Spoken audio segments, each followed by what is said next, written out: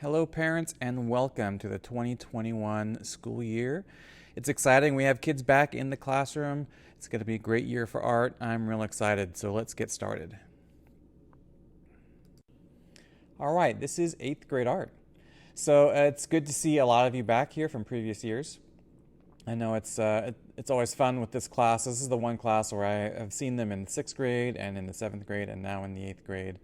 So it's a lot of fun, but let's review and go over what to expect over the next coming year. We're going to start by reviewing some of the introductory drawing techniques that we learned in previous classes. If you had my class in the 6th grade and 7th grade, doing some observational drawing and some other techniques like that. I do every year focus on a few different artists. I like to change it up every year. This year we'll be studying some art from Albrecht Dürer, the Renaissance artist, who did some great development in art technique that we'll be studying. We do lots of contour line work at the beginning of the semester. We'll also be studying the 80s pop artist Keith Haring and learning a little bit about his life. We'll also be doing some lots of other different kinds of mediums. We'll be learning about figurative art and abstraction. We get to do a lot of experimenting with different kinds of materials in this class, so we'll be doing some block printing, doing some real kind of press work with the printing press. We'll be doing some sculpture, so we'll be using polymer clay to do some character sculptures, and many, many more different kinds of projects, painting, drawing, etc. So one of the things to expect at home for the 8th grade class is a home portfolio. They'll be expected to keep a portfolio at home. You want to be careful. I have had some parents accidentally throw out their students' portfolio. So if you do see it, it's not trash. It's going to be a large piece of artwork that's folded in half that the students will keep all their artwork for the year in that folder.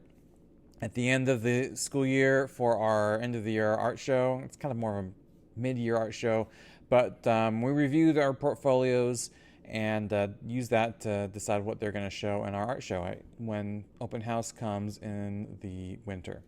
One of the things we do in this class is we talk about art a lot. They're going to be learning about how to describe art, how to talk about art, about elements and principles of art. And we're going to be talking a lot about what art is. Art is one of those nebulous things that's kind of hard to define. We kind of know it when we see it, but what is it that really makes something art? And what are the limits of what art is and what art can be? We're going to be exploring a lot of that this semester. And part of that discussion is going to be our semester-long art project.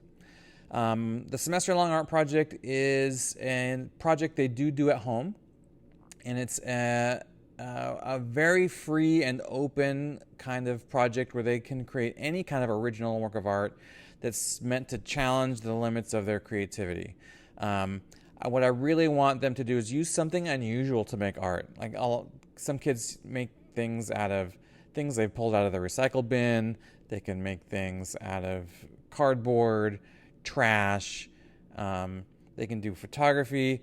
Almost anything that they can think of to use, they could use to make art. And that's kind of the theme of this project, is to use, not just paint a painting or do a pencil drawing, but to do something kind of new and original and one of a kind. And they're going to be writing proposals for this project in October, and we'll be presenting them in December.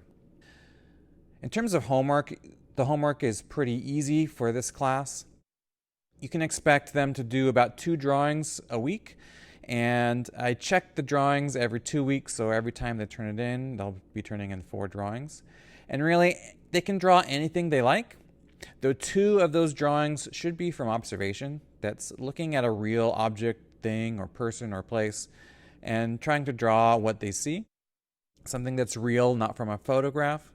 The other one of those 2 drawings, it can be anything they want. I just want them to learn to love the experience of drawing and creating art and making something that's their own. The drawing should be 15 minutes and fill up most of the page, so that means there should be 4 pages of drawings. As long as they put in the correct amount of time and they fill up the page, they will get 100% on their grade. I don't really grade based off of the level of drawing experience they have. I mostly am looking for that they spent time enjoying the process of drawing for that assignment. Most assignments are graded on 4-point rubrics: 4 for excellent or very good work, 3 for adequate work or work that meets expectations, 2 for poor or unacceptable work, and 1 for incomplete work. Almost everyone gets either a 4 or a 3 on a rubric, and each project uses a series of rubrics. So for example, in what we're seeing here, this project we're looking at uses 4 rubrics, such as the use of contour lines or shading technique, using a grid, or creative effort. So a final grade will be based off of a combined use of 4-point rubrics for each category. In this case, the students got a 4, 3, a 4, and a 3, totaling 14 out of 16 points, which is a B+.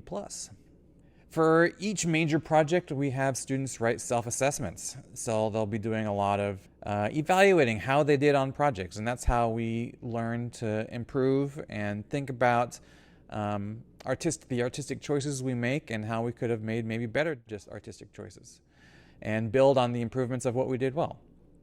So I always ask students to give comments and write assessments in each of the rubric categories. And then I evaluate the level of their self-assessment and to make sure they are really thinking about the work that they've done. Lastly, I'd like to direct you to my website at mrnickel.com. My website has lots of great resources, including if you've lost the syllabus, you can download that. There are galleries that show the artwork that we've done over the years. I think we've got the last 4 years of art shows in that gallery. There's a series of videos from my YouTube channel that show lots of different art techniques or discuss several artists that we've learned about over the past few years. And I typically try to make sure that all my lessons have videos up so that if a student misses class, they can review it in the video section on my website. This class is going to be challenging and fun. That's the motto that I give my art students at the beginning of the semester. Students come to my art classroom with a wide variety of expectations and experience, but I really believe it's important that each student, even students who are fearful about their ability to create art, can really thrive in a creative environment. So no matter how much experience they bring, I want to make sure that creating art is an enjoyable journey that challenges them to improve, grow, and maybe accomplish something they didn't know they were capable of, and have fun at the same time. I'm very excited about the upcoming year. Please contact me if there's anything I can do to help your student be more successful in the world of art. It's going to be a great year.